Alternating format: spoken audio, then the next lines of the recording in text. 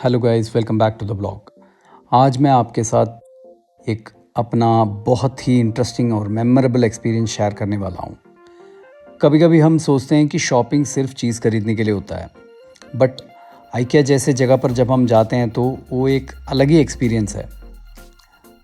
वैसे हम लोगों का पहला एक्सपीरियंस आइकिया के साथ हैदराबाद में हुआ था, जब हम लोग वहाँ पर पोस्टेड थे। ऑनेस्टली स्पीकिंग, मुझे दोनों एक्सपीरियंसेस काफ़ी डिफरेंट लगा था। हैदराबाद वाला मुझे थोड़ा स्पेशियस और काम फील हुआ था, बट दिल्ली वाला ज़्यादा लाइवली और क्राउडेड है।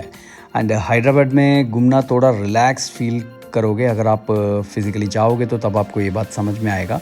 एंड दिल्ली में एनर्जी और रश थोड़ा ज़्यादा है। इवन स्पेस वैसे देखने में तो काफ़ी बड़ा है, but in comparison to Hyderabad it is very small.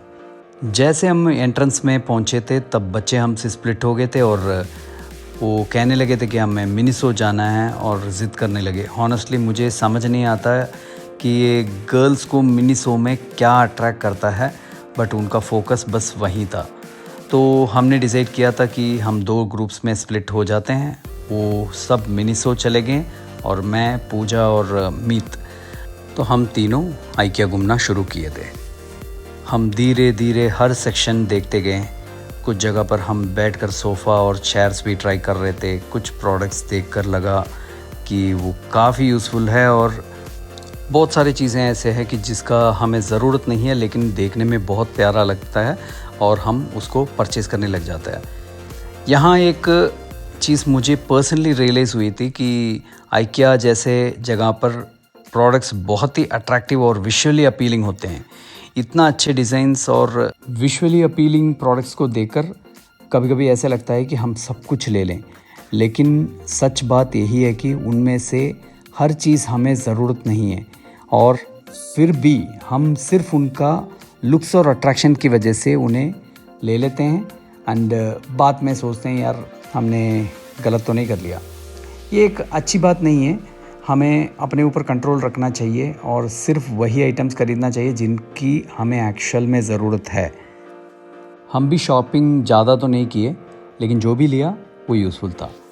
Shopping करते वक्त हम सब अपनी अपनी पसंद के हिसाब से चीज़ें देख ज़रूर रहे थे, बट हम एक दूसरे को ओपिनियन भी ले रहे थे एंड डिसाइड कर रहे थे कि ये चीज़ें हमें लेना चाहिए नहीं लेना चाहिए। एंड वो डिस्कशन के बाद ही हम परचेज़ कर रहे थे। जब भी हम लोग शॉपिंग या नहीं तो विंडो शॉपिंग करने के लिए जब भी जाते हैं, तब मेरे माइंड में ये हमेशा ये रहता है कि हम हमेशा ख़रीदने के लिए तो नहीं जा रहे हैं, बट जब भी हम जाते हैं कुछ ना कुछ आइडियाज़ हमारे माइंड में जनरेट होता है। नया जगह देखकर जब एक्सप्लोर करते हैं, जब हमारा फैमिली मेम्बर्स के साथ जब टाइम स्पेंड करते हैं, तो ये एक अच्छा मौका है। आपका जो भी चीज़ घर में इम्प्लीमेंट करना चाहते हैं उसके लिए आइडियाज़ मिलने के लिए, जो आपका क्रिएटिव माइंड को जो कोलैबोरेशन के साथ जो चीज़ें आप देख रहे हैं उसके साथ कोलैबोरेट करके कुछ और नया चीज़ें बनाने के लिए आपका ऐसे विजिट्स भी काम आता है। और उसके लिए तो IKEA is one of the best जगह। आपको ज़रूर इस चीज़ के लिए जाना ज़रूर चाहिए। ओवरऑल हमारा आइकिया दिल्ली का ट्रिप एन्जॉयबल और मेमोरेबल था। हैदराबाद का कंपैरिजन में दिल्ली वाला एक्सपीरियंस थोड़ा एनर्जेटिक और बिज़ी है, बट इनफैक्ट ये आपको बहुत ज़्यादा थका भी देता है, क्योंकि ट्रैफिक ही इतना है। आप लोकेशन जहाँ पर भी हो वहाँ तक पहुँचने के लिए इतना ज़्यादा ट्रैफिक को झेलना पड़ता है। वो एक मैटर ऑफ कंसर्न है, बट अदरवाइज़ आइकिया आप कभी भी जाओगे आपको एक्सपीरियंस अच्छा ही रहेगा। एंड एक और चीज़ यहाँ पर जाने के बाद पता चला था कि हम पहले हमेशा सोचते थे आइकिया में, एक बार हमें विज़िट करने के बाद वहाँ का प्रोडक्ट्स हमें सारे चीज़ अच्छा ही लगा, और हैदराबाद में हम वहाँ से बहुत सारे प्रोडक्ट्स खरीदते थे। तो जब यहाँ पर पंजाब में शिफ्ट होने के बाद फिर हमारे माइंड में ऐसे आता था, यार यहाँ पर आइकिया अवेलेबल नहीं है।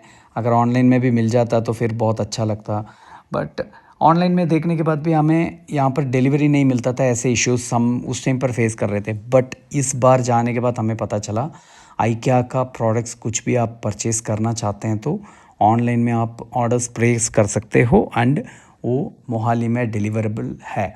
मैं ये चीज़ें वहाँ से कंफर्म करके आया हूँ। तो ज़रूर आप अगर कुछ परचेज़ करना चाहते हैं तो ऑनलाइन में आप आइकिया का साइट में ढूंढ सकते हो, एंड उसका ऑर्डर प्लेस कर सकते हो। इनफैक्ट फ़िज़िकली वहाँ पर जाकर इतने सामान आप खरीद कर नहीं लेकर आ सकते हैं। उससे ज़्यादा बेटर है कि आप ऑनलाइन में ऑर्डर प्लेस करेंगे, वही सेम आइटम आएगा। आपका जो कैरी करके लेकर आने वाला जो हेडेक है वो भी ख़त्म हो जाएगा, घर में डिलीवर हो जाएगा, तो फिर आप इजीली उसको असेंबल भी कर सकते हैं। सो ये एक बहुत अच्छा इनिशिएटिव है IKEA की ओर से।